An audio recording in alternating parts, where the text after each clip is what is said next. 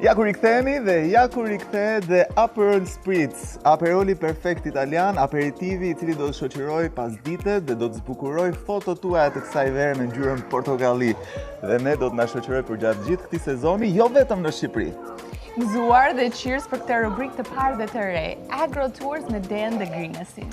Ata do të vizitojnë javë pas jave nga një agroturizëm të ri dhe këtë javë e nisin me një eksperiencë në një perlë të Myzeqes. Bëhet fjalë për Ardenica Hotel and Restaurant, aty ku kanë vizituar njerë manastirin e famshëm të Ardenicës dhe më pas kanë bërë gjithë eksperiencën e tyre. I shohim.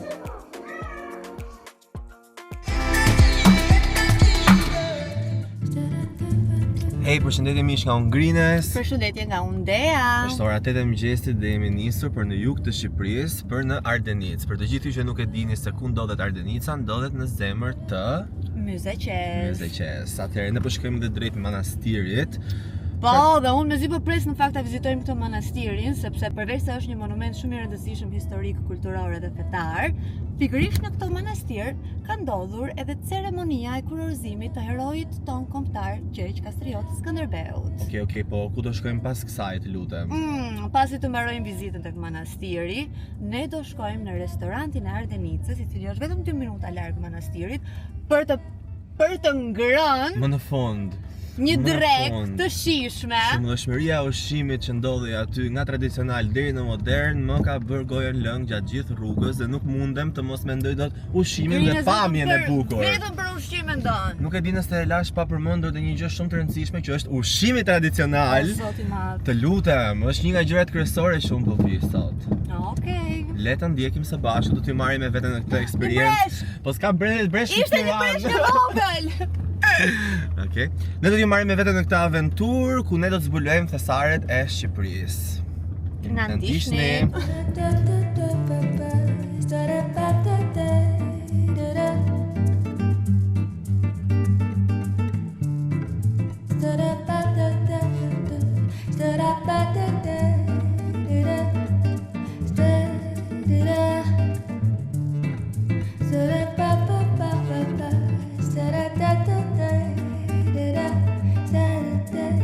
Manastiri ndërtuar në këtë kodër në Ardenicë të ofron një pamje panoramike të mrekullueshme të fushës së Myzeqes, madje në ditët e kthjellta arrin të shohësh edhe detin Adriatik. I ndërtuar në vitin 1282 nga perandori bizantin Androniku I dytë, është një vend shumë I rëndësishëm për gjithë shqiptarët të cilët janë të besimit ortodoks. Është shumë interesante në fakt dhe më interesante është se si ky vend e ka marrë emrin. Në manastir është ndërtuar mbi rënojat e një tempulli pagan të perëndis Artemis. Aty u ka marrë dhe emrin Ardenicë. I gjithë ky kompleks I lashtë I periudhës bizantine, në fakt është ndërtuar nga disa ndërtesa, të cilat kanë përveç se kishave dhe bibliotek, edhe furbuke e të tjerë. Është një vend shumë I rëndësishëm pelegrinazhi për të gjithë shqiptarët ortodoks, të cilët mblidhen këtu në datën 15 gusht për festën e Shënmërisë. Shumë interesante. Do doja të shikonim pak nga afër edhe pjesën e vizatimeve të mureve. Shkojmë së bashku? Po, sepse muralet janë të bëra nga 2 piktor korçar. Le t'ju hedhim një sy dhe bëjmë një xhiro vërdall. Le të shkojmë së bashku.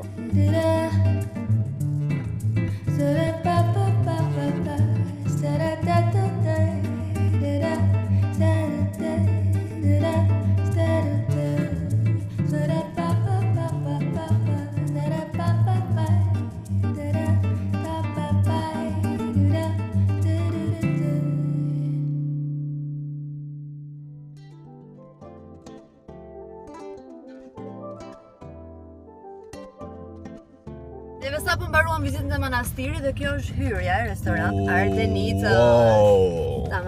Wow, I love it. I love it. Si një kështjell, nuk ka asgjë më pak si një kështjell. Le të shikojmë se ç'bëhet brenda. Wow.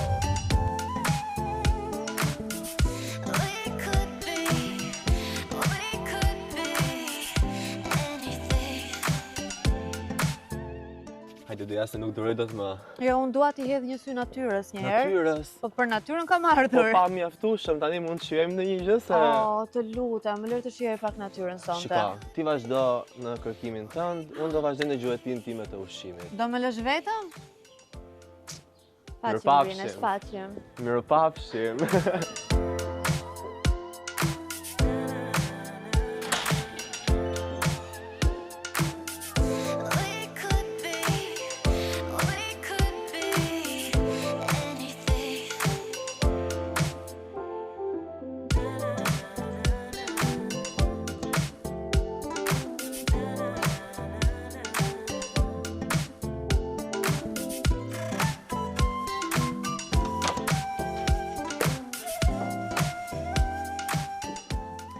restorantin e Ardenicës gërshetohet më së miri tradicionalja me modernen.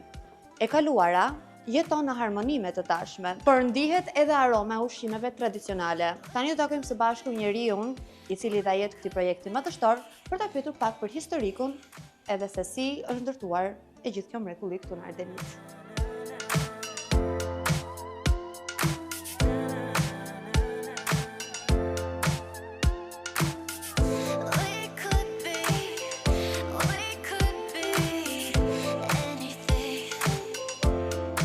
Arber, përshëndetje, të falenderoj për mikpritjen. Mirë se keni ardhur. Të lutem do më tregosh pak si ka lindur ideja për të ndërtuar këtë restorant në një vend kaq historik. Ne kemi filluar në vitin 1996 nga familja ime me një restorant shumë të vogël. Dhe duke ardhur pasaj në çdo vit edhe duke u përmirësuar deri ku kemi arritur sot këtu ku jemi. Pra ti këtu ofron shërbime përveç se restorantin edhe shërbime hotelerie më të apo jo? Po, kemi edhe 10 dhoma të hotelit. Momentalisht jemi disponibil me 4 salla. Rodhin evente, Po, për një dasma, sallë eventesh, ditëlindje. premium restorant, një VIP room, pjesa e rooftopit për jashtë, domethënë e terracës dhe hoteli. Kush është zona jote e preferuar në këtë restorant? Ku të pëlqen ti të drekosh ose të darkosh? Në dimër tek pjesa e restorantit tradicional të Hoxhallit. Në verë duke premium. Më duket sikur ka një energji të veçantë këtu. A thua është për shkak se ndodhem e afër me manastirin? Po, ne presim shumë turistë në restorantin tonë. Në fillim bëjmë vizitën në manastirin e Ardenicës, pastaj vinë këtu tek restoranti jonë për të drekuar ose për të kaluar natën në hotel për të fjatur. Po janë më shumë, ata që vinë dhe vizitojnë janë më shumë turistë, shqiptar, të përzierë. Janë turistë të huaj edhe vendas normalisht, patjetër domethënë nga gjithë Shqipëria që vinë dhe na vizitojnë. A ka qenë e vështirë të bësh këtë kombinimin e pjatave moderne me ato tradicionale?